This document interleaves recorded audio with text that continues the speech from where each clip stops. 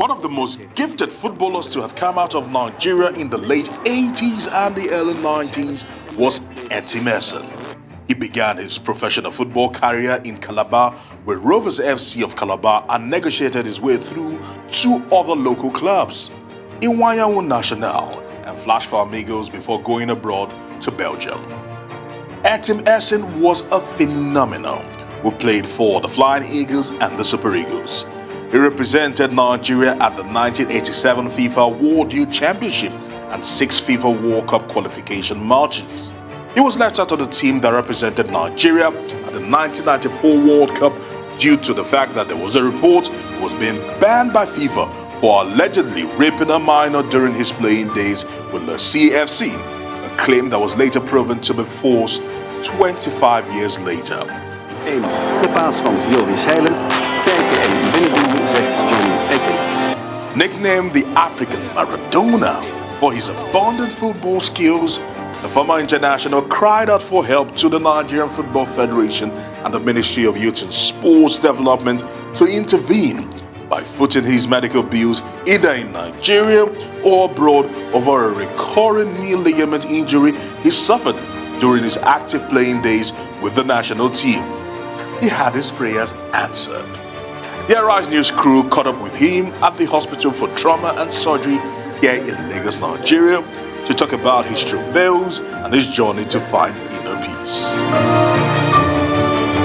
I must say that I'm in awe being in the presence of the man that was labeled African Maradona, arguably one of Africa's most talented footballers. And first of all, let's start it off by saying congratulations for the surgery. How do you feel after going through such a horrendous experience? Well, I have to, first of all, let me thank the NFF President first, Mr. Amaju Pinnick, for the nice gesture and for the thing he rendered to me, because I mean, if it was, he responded quickly when I offered this surgery, and then they recommended me to this hospital, the HTS, one of the best around, to do. The surgery was successful on Saturday, so I'm just trying to get back the physiotherapy side of it. So I thank God that the surgery was successful and everything went on well. How are you feeling? And more importantly, what did they say was wrong with you? You know, the same leg, if you follow my career rightly, I had a gunshot when we were going to Junior World Cup 87. The same right leg, I had a gunshot and it was treated. Then IBB was the president, they flew me to Germany and back, then I make it to Chile 87. The Dr. Batmus, a very nice doctor, a very nice surgeon I met there, Dr. Batmus, he said I'm even lucky that I came earlier, that in the next 2 months that I might not even be able to walk if this surgery wasn't done. And I'm not a magician to know tomorrow to see the future, but they are the surgeons here, they're more professionally inclined. So I think Amaju just stepped in the right time, in the right place for me. As an orthopedic surgeon, you observe people from the moment they walk into your consulting room, and it was quite disheartening to see someone who we all grew up watching and admiring coming in with a limp, not being able to walk properly. He was already, bent on one side because one leg was already bent, looking almost shorter than the other leg. He was already in severe virus, which is like a bow. And it's not something that he's always had. It was as a result of events that had affected him. Examining him, he could hardly bend the knee. He was in such terrible pain. He wasn't able to walk without walking aid. His quality of life had really been badly affected. Was the case that severe? Yes, it was that bad. He didn't look like he was in a good shape. And I told him, you need surgery immediately, and he says, "Doctor, I am ready." That's how convinced he was that his condition was that bad. He was in so much pain. He was in terrible pain. He couldn't start to explain it. So we walked him up, and then we did a primary knee replacement surgery for him. We had to fill up a very big defect, like a crater that he had in the tibia, and we're glad that he had a positive spirit, and he's still young on the inside, in his heart, So he was able to get up immediately after surgery. By the following day, he was out of bed. In my life, I always have people who are there for me. A gunshot was Babangida. The rape case in Belgium was Abiola. This one is Amaju. So how do I say that? It's done by power. It's by the glory of God, because the God up there knows that this man is innocent. And this is the same leg I used to play for Nigeria. So thank God it's a leg issue. It's not an organ. I'm not doing transplant. It wasn't as big as Christian Chuku that they have to fly him to London. Thank God they have a good hospital here in Oniru, HTS. It's a good PR for them. So that I might not even recommend other younger footballers in the league, if they have complication with that, there's a good hospital here that they can get this surgery done. So it's a big plus, So we thank God for the life, and we thank God for the NFF. I won't stop praising him, because, my brother, if you add 2 and 2, if it was not somebody that loved football and doesn't remember you that you did something, he wouldn't do this for you. I'm not going to tell you the figure they used to do this surgery, but if you hear it, it's mouth-watering. But we thank God for it, because sometimes you don't quantify things on monetary terms. Sometimes you show the appreciation and the love and the value, and that somebody remembers you. Now, looking back at your life, you've been through quite a lot. From the gunshot wound in the 80s, to the rape allegation in 1994, and right now, the doctor said you were months away from having your leg amputated. Looking back at your life, how would you summarize all you've been through in this space of time?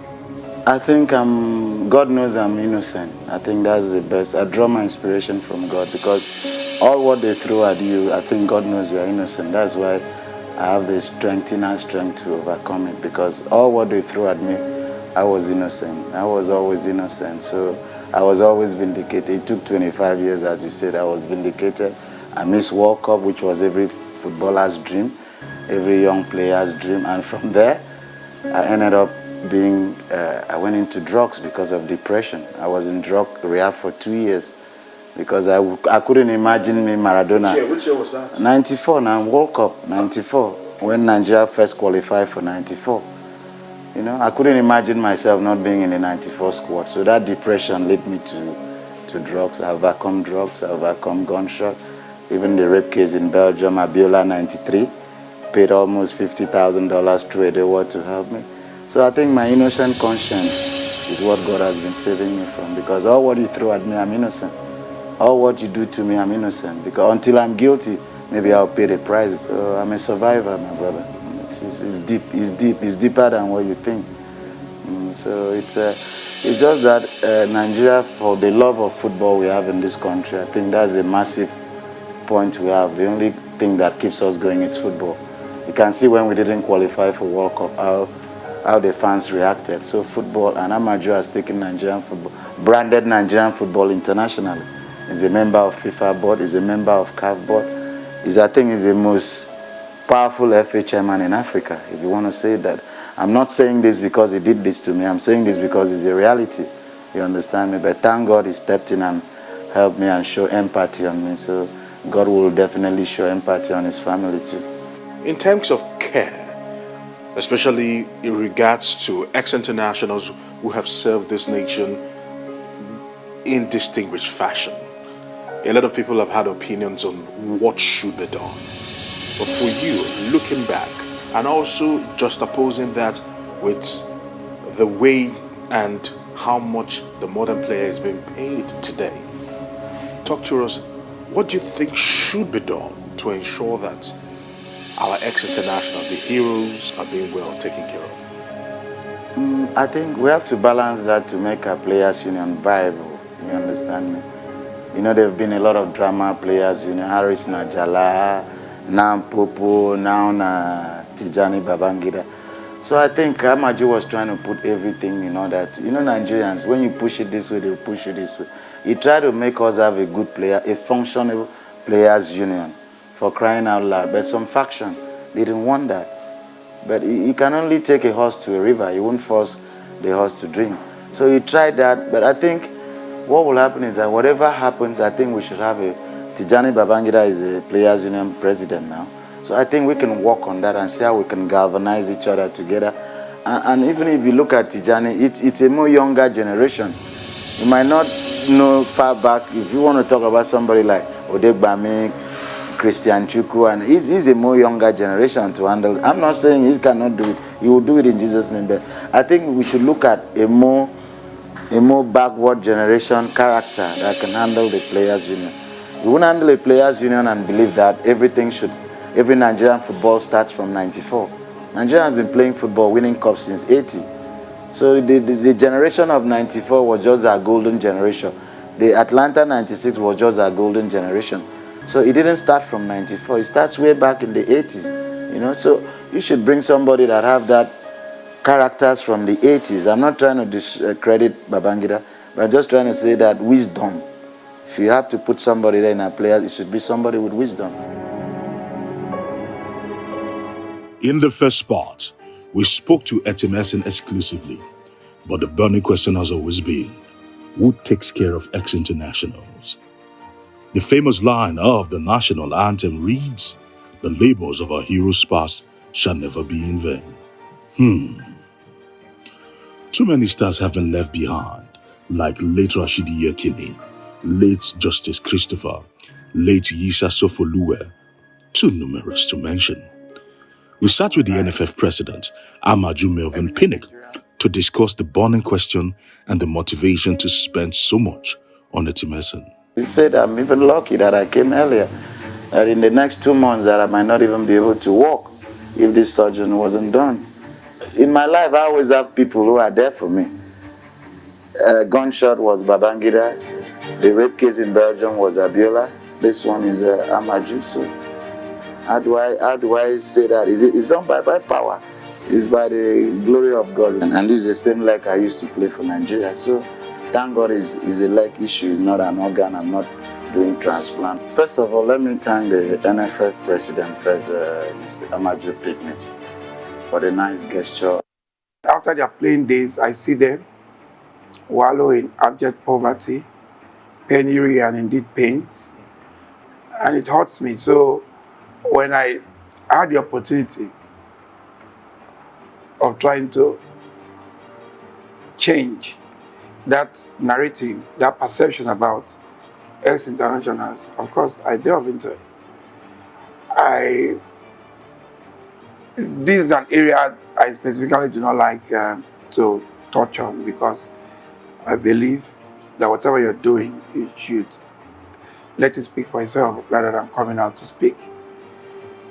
I personally have done quite a lot for, and I always have very huge respect for them, you know. So when we started, we decided to set up what's called the NFF Foundation, which we did about 3 years ago. Peopled by eminent Nigerians, you know, but because of the crisis in the last 2-3 years, they've not been able to function. NFF Foundation will have a very symbiotic relationship with the Players Union, whereby it's not just giving money or waiting for them to fall sick. It's to look at the areas, the ones that can go into punditry, backroom staffing, technical, all the other areas where you can engage them productively and where they can also make a living from it. The ones that can also be in various FIFA committees, the one that can be in CAF committees, the one that, you know, we all these things was all fully mapped out, you know, and but because of the fact that they don't see the larger picture, a group of them don't see the larger picture. They decided to be always antagonistic, calling us all sorts of names. Our goal has been very genuine towards them, and I can tell you for free, very, very genuine. We wanted something radically different, because we believe these guys have paid their dues. We thank God for Femi Otedola that I just called and said, Baba Femo, look at Christian Chuko, you know. If I said Jack Robinson in Amaju, I flew to Enugu, and today we thank God that he's still alive. You know, so what I'm trying to say is, it's not about individuals supporting them. There are a lot of them. For example, I was with the governor of Oyo State a few days ago, and I told him to take Opabumi in. Because in the last 3 years, I've been taking care of Opabumi. But Amipo knows this. You know, gave him money to set up business for his wife, hospital, his tuition, his children's tuition. I can go on and on. It's through my foundation. You know, Opabumi played in the 2002 World Cup in Korea, Japan, under Onigbide. When I was told Wilson was in a psychiatry home in somewhere around Surulere, when I went to the hospital, I wept. But I saw Wilson fondly called, you know, in worry, Owoyo, you know. I wept. This is the pride of worry. This is the pride of Delta State. This is the pride of Nigeria. I think that day I bought, as I left the hospital, I got the doctors to come and see me. We did small renovation in that room that day. Then, a few weeks ago, I saw in the papers, Etim Esin, blah, blah, blah. He said, Etim Maradona is here. You know, even though his lifestyle is not what anybody should be very proud of. But he played for Nigeria, and he can also say because his knees, if he said because he played for you. You remember when he was shot in 1998, 1997 for Chile? The whole country went on their knees praying so that he could make Chile. Because Etim Esin at that point was the next big thing in global football. So I didn't wait for anybody. So I called the chairman of my foundation. I called our family doctor. I said, please. A couple of people called me, but I always make them to understand that there's a difference between NFF and charity. NFF is not a charity organization. Our laws are stricto sensu football development. If you play for Nigeria, it's not a yardstick for the NFF to say they want to sponsor you. It's not our budget. We have a budget. Our budget is purely for football development. So when he came, I said, okay. I called our family doctor, and the doctor took him to a UK-trained orthopedic surgeon. And they looked at his leg and said, wow, if they don't do knee replacement for both legs, they might have to amputate him because he will not be able to walk again.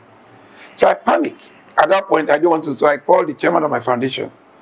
Because when they brought the bill, it was huge. Do we have X sum of money in the foundation? Say yes. I said, okay, let's deal. Mr. was quite passionate about ex-internationals, the Honorable Minister at a point, especially with Etim Esin, with Yerachi Yekini's mother, whom at least he placed on a monthly stipend or salary, if you like, before she eventually passed on. And I recall so many of our discussions regarding the ex-internationals. He was quite driven to help them, you know. But we also need a very good platform to do that.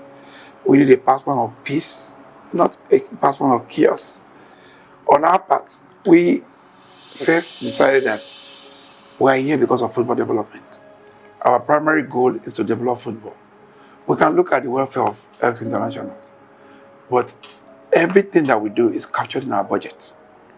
Now, I'm not going to sit here and say that because of that, we'll just wave and we've done a lot of things. Even before the last World Cup, we got financial advisors from PwC, from financial derivatives, from even our banks there in Zenith, to sit with these players and see the various windows of opportunity in terms of investment, in terms of pension, in terms of, and some of them actually went up and followed up with that arrangement.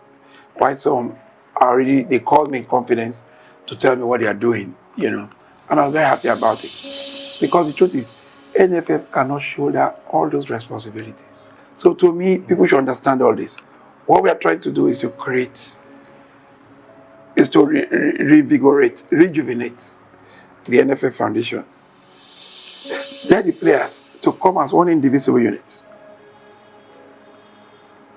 Use our tentacles globally and see how they can be recognized again as FIPRO and have a proper affiliation.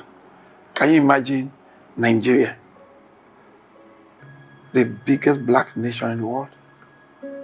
Nigeria, a 3-time AFCON champion, 9 times AFCON champion, 5 times under-17 champion, or Olympics champion, without proper recognition in FIPRO. Not caused by us, not caused by the ministry, but caused by the ex-internationals themselves. So they should go and think twice, and say that we can work in harmony in ensuring that they have that recognition. And once they have that recognition, there are a lot of things for them. This is not the end of the story, because he needs to come back for the second knee. As we tie up this interview, Dr. Basmos has said Etim is not out of the woods just yet, as a second surgery is needed on the left knee as soon as he is up to it. We told him that this is not the end of the story, because he needs to come back for the second knee, which, though it's not as bad as the first one that was done, but it's also getting there. And I told him, I said, you see how terrible the first knee was? We don't want you to get the second knee to that level before you do something about it.